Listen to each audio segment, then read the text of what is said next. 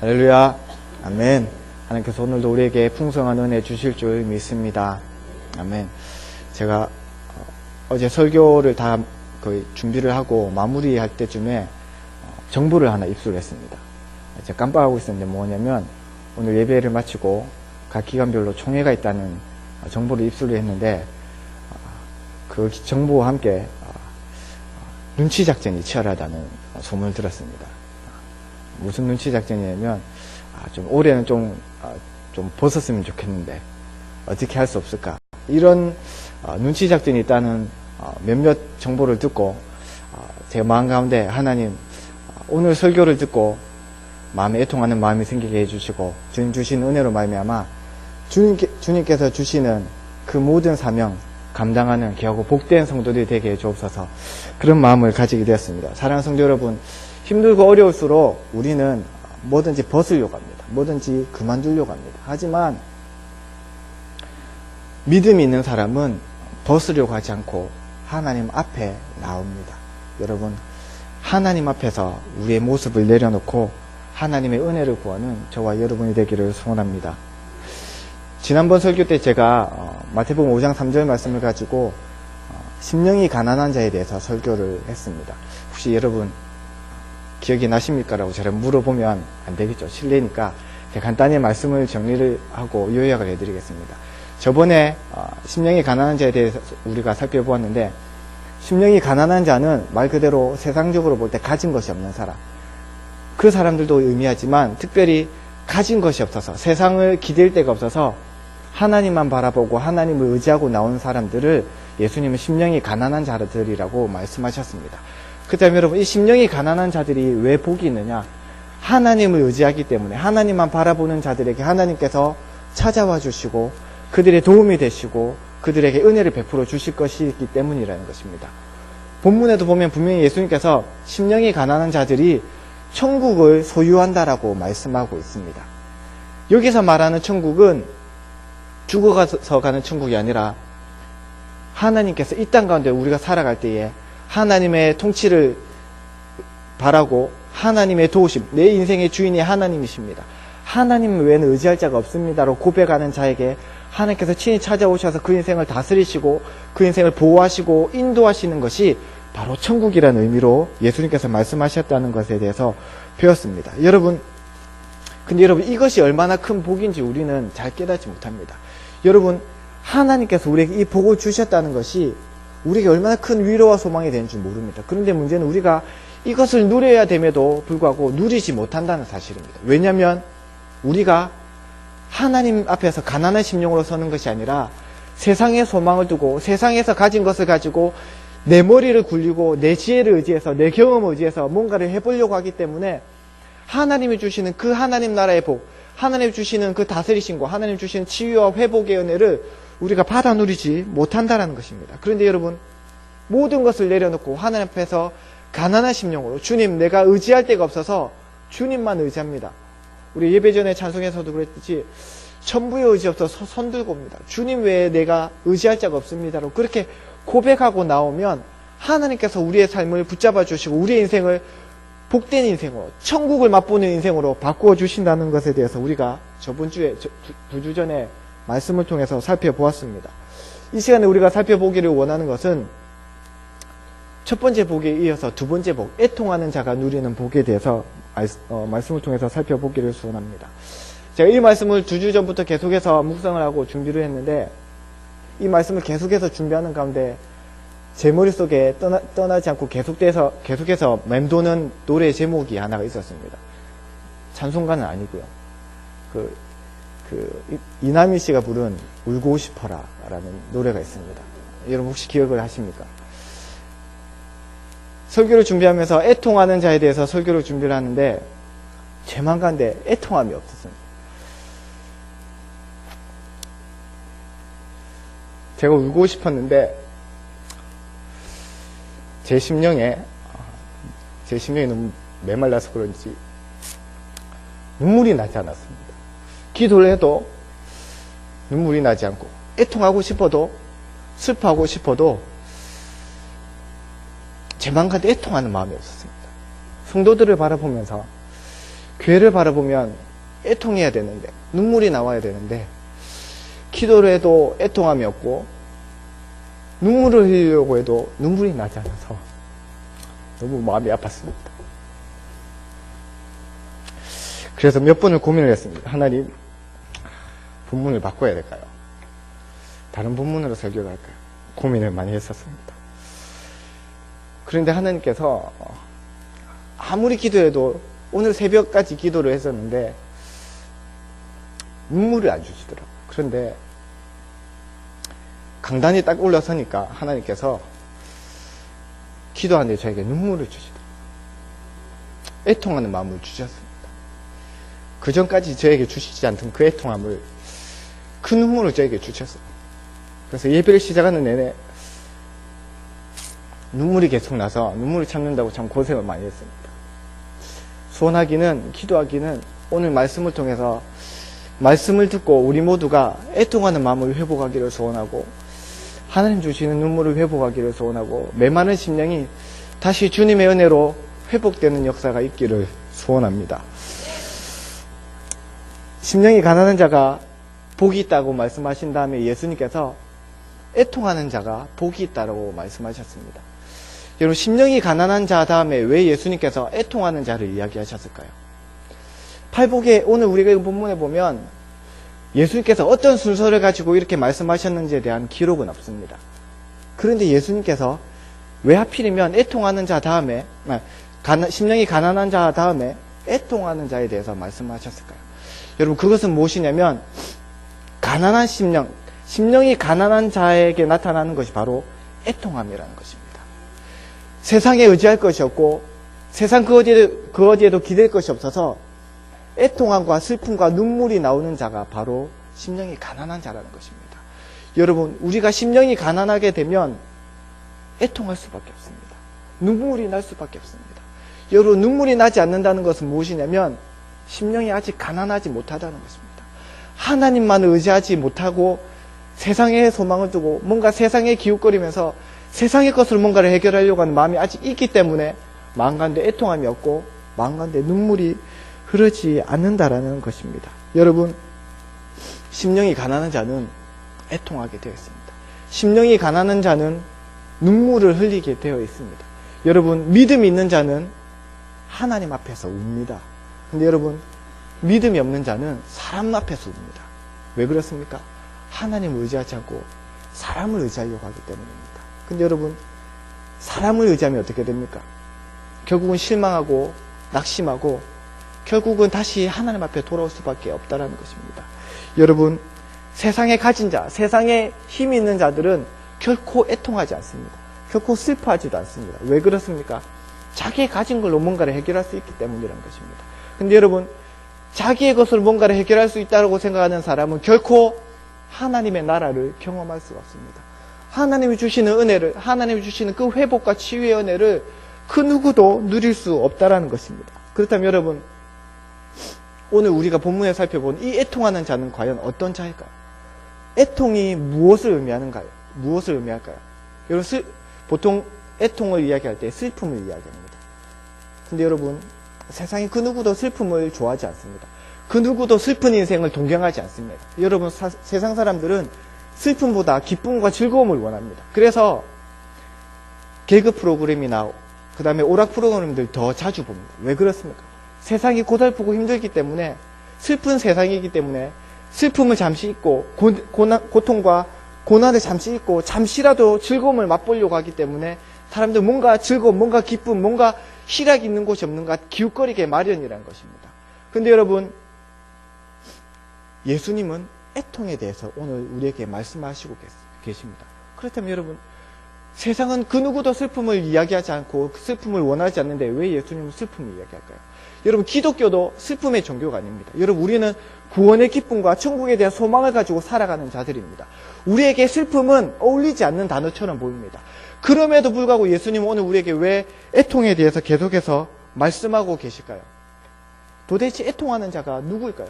애통의 의미가 무엇일까요? 우리가 알지 못하는 슬픔의 의미가 따로 있을까요? 여러분, 오늘 본문에 보면 예수님께서 애통하는 자가 복이 있다라고 말씀하시는데 왜 그들이 애통하고 있는지, 왜 그들이 슬퍼하고 있는지에 대해서 예수님께서 그 이유에 대해서는 말씀하시고 있지 않습니다. 분명히 슬픔에는 이유가 있습니다. 여러분, 이유 없이 슬퍼하는 사람이 있습니까? 가만히 있는데 눈물을 흘리는 사람이 있습니까? 가만히 있는데 그냥 슬퍼하는 사람이 있습니까? 없습니다. 그럼 여러분, 왜 이유가 있어야 우는데 예수님은 오늘 본문에서 애통하는 자가 복이 있다라고 말씀하시면서 그들이 왜 애통하는지에 대해서 말씀하고 있지 않을까요? 여러분, 우리가 우리 자신의 문제로 인해서, 세상의 문제로 인해서 애통할 수 있습니다. 슬퍼할 수 있습니다. 사랑하는 사람을 잃어버려서, 아니면 내가 정말 바라던 것들을 이루지 못해서, 내가 어떤 실패로 인해서 슬퍼할 수도 있습니다. 근데 여러분, 오늘 본문에서 말하는 슬픔은, 애통은 그런 것이 아닙니다. 세상적인 애통, 세상적인 슬픔이 아니라 분명히 예수님께서 말씀하시는 다른 종류의 애통이 있다라는 것입니다. 다른 종류의 슬픔이 분명히 있다라는 것입니다. 도대체 그것이 무엇일까요? 오늘 본문에는 분명히 기록하고 있지 않지만 오늘 이 본문이 팔복이 기록되어져 있는 산상수훈의 이 전체적인 맥락을 보면 우리가 애통해야 되는, 우리가 슬퍼해야 되는 이유가 분명히 있다라는 것입니다. 무엇일까요? 그것은 세상적인 슬픔이 아니라 하나님을 향한 애통이 있어야 된다는 것입니다. 하나님 나라를 향한 애통이 있어야 된다는 것입니다. 여러분, 우리가 읽지는 않았지만 마태복음 5장에서 7장에 이르는 이 산상수훈의 내용을 보면 예수님께서 특별히 예수님께서 가르쳐 주신 그 기도와 그 다음에 6장 33절에 먼저 그의 나라와 그의 의를 구하라는 그 말씀을 통해서도 우리가 알 수 있듯이 우리의 애통은 철저하게 하나님 나라 중심으로 바뀌어야 된다는 것입니다. 자녀 때문에, 세상 일 때문에, 나의 어떠함 때문에 애통하는 것이 아니라 하나님 나라 때문에, 교회를 위해서 애통하는 마음이 있어야 된다는 것입니다. 그렇다면 여러분, 좀 더 구체적으로 어떻게 우리가 애통해야 될까요? 어떠한 마음으로 우리가 애통해야 될까요? 애통하는 자에 대한 표현을 좀 더 찾아보면 이사야서 61장 1절부터 3절에 비슷한 표현이 나오는 것을 살펴볼 수 있습니다. 우리 함께 이사야서 61장 1절에서 3절 말씀을 함께 우리 한번 읽어보도록 하겠습니다. 주 여호와의 영이 내게 내리셨으니 이는 여호와께서 내게 기름을 부으사 가난한 자에게 아름다운 소식을 전하게 하려 하심이라. 나를 보내사 마음이 상한 자를 고치며 포로된 자에게 자유를, 갇힌 자에게 노임을 선포하며 여호와의 은혜의 해와 우리 하나님의 보복의 날을 선포하여 모든 슬픈 자를 위로하되 무릇 시온에서 슬퍼하는 자에게 화관을 주어 그 죄를 대신하며 희락의 기름으로 그 슬픔을 대신하며 찬송의 옷으로 그 근심을 대신하시고.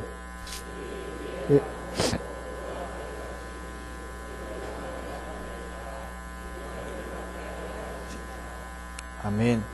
여러분, 오늘 본문에 특별히 2절에서 3절에 보면 모든 슬픈 자를 위로하되 라는 표현이 나옵니다. 여기서 사용된 슬픈 자와 오늘 본문에 애통하는 자가 동일한 의미입니다. 원어로 보면 동일한 단어로 기록되어져 있습니다. 여러분, 이사야서 61장의 내용을 보면 하나님께서 신원하시는 날, 하나님의 회복의 날을 말씀하고 있습니다. 근데 여러분, 언뜻 보면 이 말씀이 이스라엘 백성들이 바벨론의 포로로 잡혀가서 70년 동안 포로 생활을 하다가 하나님의 은혜로 돌아온 것을, 그 회복을 이야기하는 것처럼 보입니다. 근데 여러분, 우리가 에스라서와 느헤미야서를 통해서 살펴보지만 특별히 선지서 스가랴서와 그 다음에 요엘서 이런 부분을 통해서 우리가 보게 되는 것은 무엇이냐면 이스라엘 백성들이 70년의 포로 생활에서 돌아왔지만 그들이 돌아옴으로 인해서 모든 것이 해결되지 않았다는 것입니다. 여러분, 그들이 포로 생활에서 돌아와서 그들이 맞닥뜨린, 그 예루살렘에 도착했을 때 그들이 맞닥뜨린 것이 무엇입니까? 무너진 성과 불에 탄 성전이었다는 것입니다. 모든 것이 폐허로 변해 있었습니다. 그 어디에도 그들이 소망을 줄 만한 것이 아무것도 없었다는 것입니다. 근데 여러분, 그들이 하나님의 말씀, 하나님의 그 약속의 말씀을 붙잡고 성전을 건축하려고 하고 예루살렘 성을 건축하려고 할 때 여러분, 그들이 그 과정이 순적했습니까?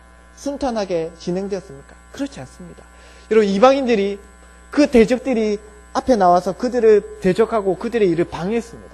그래서 여러분, 성전 건축이 13년이나 중단되는 그런 슬픈 시기도 있었습니다.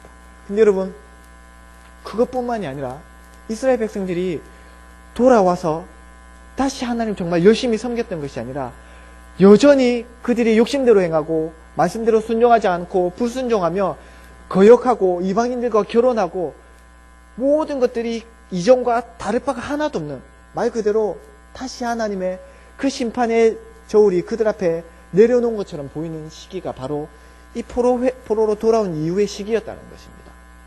여러분, 그들의 그 모습을 보면서 특별히 하나님 앞에서 신실한 자들, 하나님 앞에 소망을 두고 하나님 앞에서 의롭게 살려고 하였던 자들의 눈에 볼 때 그 광경은 말 그대로 애통이었다는 것입니다. 하나님께서 분명히 우리에게 회복을 주셨는데 지금 하나님 내 눈에 보기에 지금 이것은 회복이 아니라 여전히 하나님의 샬롬이 사라지고 하나님의 회복이 저 멀리 보이는 것처럼 하나님 언제 우리에게 다시 한번 하나님 주시는 그 놀라운 회복을 주실 것입니까? 라고 애통할 수밖에 없는 상황이었다는 것입니다. 여러분, 그 상황에서 신실한 자들은 하나님의 위로와 하나님의 회복을 바라보면서 눈물로 기도하며 부르짖었다는 것입니다. 근데 여러분, 그때 하나님께서 주신 말씀이 무엇이냐면 바로 오늘 이사야서 61장 1절에서 3절의 말씀이라는 것입니다. 내가 너희를 위로하겠다. 슬퍼하는 자들에게, 애통하는 자에게 하나님의 나라와 하나님의 회복을 위해서 애통하며 부르짖으며 눈물로 기도하는 자에게 내가 회복의 은혜를 주겠다라고 약속하신 말씀이 이 말씀이라는 것입니다. 따라서 여러분, 예수님께서 말씀하신 애통하는 자는 누구냐면 자신의 슬픔, 자기의 문제로 애통하는 자가 아니라 하나님의 마음을 품고 하나님의 뜻이 이루어지기를 소원하면서 이 땅 가운데 하나님의 뜻이 이루어지지 않는 것 때문에 애통하고 눈물을 흘리며 기도하는 자라는 것입니다. 그래서 그것을 위해서 하나님 앞에 헌신하는 자가 애통하는 자라는 것입니다. 사랑하는 성도 여러분, 그렇다면 여러분, 우리가 어떻게 애통해야 될까요? 과연 무엇을 애통해야 될까요? 우리는 두 가지를 가지고 애통하는 마음을 가져야 됩니다. 첫 번째는 무엇이냐면 내 자신을 놓고 애통해야 됩니다. 여러분, 우리가 언제 내 자신을 놓고 눈물로 기도해 본 적이 있습니까? 나의 기도 제목 때문이 아니라, 내가 간절히 바라는 소원 때문이 아니라 내 자신의 연약함과 나의 죄악을 놓고 눈물로 기도한 적이 언제입니까? 여러분, 기도할 때마다, 내 자신의 죄악을 놓고 기도할 때마다 여러분 눈에 눈물이 흘러내립니까? 여러분, 우리가 언제 하나님 앞에서 다시 눈물을 회복해야 될까요? 바로 지금 다시 눈물을 회복해야 될 줄 믿습니다. 여러분, 기도해도 눈물이 없다면 우리 자신의 이 메마른 심령을 놓고 부르짖어야 됩니다. 새벽에 나와서, 새벽이 아니라면 시간이 날 때마다 나와서 주님, 나의 이 강팍한 심령을 긍휼히 여겨달라고 기도해야 됩니다. 하나님 아버지, 나의 이 죄악을 긍휼히 여겨달라고 기도해야 됩니다. 하나님 아버지, 내가 언제 이 죄악에서 떠나야 됩니까? 라고 기도해야 됩니다. 근데 여러분, 계속 기도의 자리가 비어갑니다. 애통하는 자가 사라져가고 있습니다. 눈물로 기도하는 자들이 사라져가고 있다는 것입니다. 애통해야 될 이 시기에, 눈물로 기도해야 될 이 시기에 눈물로 기도하는 자가 사라져가고 기도의 자리가 비어져 가는 것을 바라보며, 여러분, 그것을 위해서도 우리가 애통해야 된다는 것입니다. 여러분, 사람은 누구나 자기에게 관대합니다. 그래서 말씀대로 순종하지 못할 때마다 마음은 원이로 돼 육신이 약하다라고 핑계대면서 그냥 얼버무리면서 넘어갑니다. 근데 여러분, 과연 그럴까요? 과연 그럴까요? 주님은 우리가 그렇게 하나님 앞에서 애통하지 못하는 것 때문에 우리로 인해서 애통하고 계십니다. 내가 하나님 앞에서 나의 죄악으로 인해서 애통하지 못할 때에 우리 안에 계신 성령께서 탄식하면서 우리를 위해서 중보하면서 기도하고 계신다는 것입니다. 여러분, 그 성령님의 마음을 우리가 품어야 됩니다. 여러분, 또 우리가 무엇을 위해서 애통해야 될까요? 여러분, 우리가 예수님께서 우리에게 마음을 다하고 뜻을 다하고 목숨을 다해서 주님을 사랑하라고 하셨는데, 우리는 여전히 주님을 사랑하기보다 세상을 사랑하고 세상에 소망을 두고 세상에 무엇을 찾기 위해서 눈을 뜨고 발버둥치는 우리의 모습을 보면서 우리는 애통해야 된다는 것입니다. 여러분, 주님을 사랑하지 못하는 마음을 놓고 우리는 애통해야 됩니다. 주님은 분명히 우리에게 하나님을 그 무엇보다도 사랑하라고 하셨는데, 우리의 마음속에 여전히 두 주인을 섬기고 있는 우리 자신을 보면서 우리는 애통해야 된다는 것입니다. 여러분, 이 시간에 우리의 마음이 애통하는 심령으로 변화되기를 소원합니다. 여러분, 우리가 애통하는 심령으로 우리 자신의 죄악을 놓고 하나님 앞에 애통하며 기도할 때 하나님은 우리에게 사죄의 은총과 함께 회복의 은혜를 주실 줄 믿습니다. 여러분, 그리고 우리가 또 무엇을 위해서 애통해야 될까요? 우리 교회를 놓고 애통해야 됩니다. 우리 교회를 놓고 애통해야 됩니다. 여러분, 이 교회는 다른 사람의 교회가 아니라 우리의 교회입니다. 나의 교회고 주님의 교회입니다. 주님께서 피로 값주고 사신 교회입니다. 우리의 믿음의 선배들이 교회를 위해서 눈물로 이때까지 기도함으로 말미암아 하나님께서 이 교회를 이렇게 축복해 주셨습니다. 여러분, 폐허로 전쟁 이후에 폐허한 이 땅을 바라보면서 우리 믿음의 선배들이 할 수 있는 것이 없어서 눈물로 기도했습니다. 그래서 하나님께서 이 땅에 복을 주셔서 이 민족에게 복을 주시고 이 한국교회에 복을 주셔서 수많은 사람들이 복음을 듣고 하나님의 백성이 되고 교회가 이렇게 성장을 했습니다. 근데 여러분, 교회는 성장을 했는데 사람의 수는 채워졌는데 애통하는 사람은 점점 사라져가고 있다는 것입니다. 교회를 바라보면서 애통하는 사람이 사라져가고 있습니다. 하나님의 말씀에서 멀어져가는 우리 교회를 바라보면서 우리 자신을 바라보면서 애통해야 하는 사람들이 멀어져가고 있다는 것입니다. 교회의 문제를 놓고 교회의 어려움을 놓고 안타까워하는 사람은 많지만 애통해하며 눈물로 기도하는 사람은 결국 소수입니다. 근데 여러분, 하나님은 그 소수를 찾으십니다. 그 한 사람, 눈물로 기도하면서 하나님 앞에서 하나님의 회복과 하나님의 신원의 날을 기다리는 사람을 하나님은 지금도 찾고 계시다라는 것입니다. 사랑하는 성도 여러분, 우리 모두가 하나님이 찾으신 그 한 사람, 애통하며 자신의 죄악과 공동체의 죄악을 놓고 기도하며 눈물을 흘리는 자가 되기를 소원합니다. 그럴 때에 하나님께서 우리에게 긍휼을 베풀어 주시고 우리의 심령을 새롭게 하실 줄 믿습니다. 여러분, 마태복음 말고 누가복음 6장 20절에 보면 누가는 마태와 달리 뭐라고 말하냐면 지금 우는 자가 복이 있다라고 말합니다. 왜 지금이라는 단어를 넣었을까요? 결단을 촉구하기 때문입니다.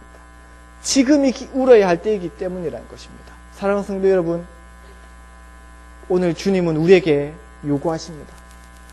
지금 울어야 될 때라고 말씀하고 계십니다. 사랑하는 성도 여러분, 애통하는 자에게 하나님께서 복을 주시고 애통하는 자에게 위로를 주신다라고 오늘 본문에 분명히 말씀하고 있습니다. 여러분, 하나님이 주시는 위로는 세상에 주는 위로와 다릅니다. 특별히 오늘 본문에도 보면 그들이 위로를 받을 것이며 라고 말할 때 여기는 수동태로 되어 있습니다. 이게 신적 헬라어 문법에 나오는 신적 수동태인데 이것은 사람이 주는 위로가 아니라 하나님이 주시는 위로라는 의미입니다. 여러분, 사람이 주는 위로는 한계가 있습니다. 사람이 주는 위로는 잠시뿐입니다. 근데 여러분, 하나님이 주시는 위로는 영원합니다. 하나님이 주시는 위로는 말로만 그치는 것이 아닙니다. 하나님이 주시는 위로는 말을 떠나서 그 말씀에 능력이 있다는 것입니다. 여러분, 하나님의 말씀에 능력이 있으신 줄 믿으시기를 바랍니다. 하나님께서 우리에게 말씀의 위로를 주실 때에 그 말씀이 우리 삶 가운데 그대로 성취되는 것이 바로 하나님의 위로라는 것입니다. 누가복음 2장 25절에 보면 한 사람이 등장합니다. 그 사람이 누구냐면 시므온입니다. 여러분, 누가복음 25장 이후에 보면 시므온을 가리켜서 뭐라고 말하냐면 하나님의 위로를 기다리던 자라고 말씀합니다. 하나님의 위로를 기다리던 자. 여러분, 이것을 다르게 말하면 애통하는 자라는 의미입니다. 슬퍼하면서 하나님의 뜻을 구하던 자가 바로 이 시므온이라는 것입니다. 그런데 여러분, 이 시므온에게 하나님께서 무슨 약속을 주시냐면 네가 죽기 전에 메시아를 볼 것이다라고 하나님께서 약속을 주십니다. 근데 여러분, 그 약속의 말씀대로 시므온이 죽기 전에 성전에서 아기 예수님을 만나게 됩니다. 그리고 그 예수님을 본 순간 시므온이 하나님께 감사하면서 하나님을 찬양합니다. 주여, 주께서 이제 나를 평안히 놓아주시는군요. 주께서 약속하신 그 약속의 말씀대로 메시아를 보여주십니다. 감사합니다라고 하나님을 찬송했다는 것입니다. 여러분, 하나님의 위로는 우리의 삶의 유일한 소망이 됩니다. 하나님께서 우리에게 위로의 말씀, 약속의 말씀을 주시는 그 말씀을 우리가 붙잡으면 그 말씀대로 우리 삶 가운데 이루어지게 된다라는 것입니다. 사랑하는 성도 여러분, 소원하기는 하나님의 위로를 바라보고 우리에게 주어진 그 자리에서 눈물로 기도하면서 하나님의 때를 기다리는 저와 여러분이 되시기를 주님의 이름으로 소원합니다. 말씀을 정리하려고 합니다. 사랑하는 성도 여러분, 오늘 주님 우리에게 애통하는 자가 되라고 부탁하십니다. 여러분, 세상의 일로 고달프고 세상의 일로 슬퍼할 일도 많지만 오늘 주님은 우리에게 세상의 일이 아니라 하나님을 위해서, 주님의 나라를 위해서, 주님의 몸된 교회를 위해서 애통하며 눈물로 기도하라고 우리에게 부탁하십니다. 이 말씀을 기억하고 이 말씀을 붙잡고 주님의 말씀 따라서 제가 애통하는 자가 되기를 소원합니다. 하나님 아버지, 내 마음 가운데 애통하는 심령이 회복되게 하여 주시고 내 메마른 심령에 눈물이 회복되게 하여 주시옵소서. 그래서 하나님, 눈물의 기도를 외면하시지 않으시는 그 주님께서 우리가 눈물로 기도할 때에 하나님 아버지, 다시 한번 우리 가운데 회복의 은혜와 우리 교회 가운데 다시 한번 부흥의 역사가 일어나게 주님 긍휼을 베풀어 달라고 기도하는 저와 여러분이 되시기를 주님의 이름으로 소원합니다. 주님 감사합니다. 오늘 우리에게 말씀을 허락하여 주셨는데 이 말씀 붙잡고 주님 이번 한 주간도 주님 애통하는 심령으로 주님 앞에 나와 기도하는 사랑하는 주의 백성들 될 수 있도록 주여 도와주시옵소서. 감사합니다. 예수님 이름으로 기도합니다. 아멘.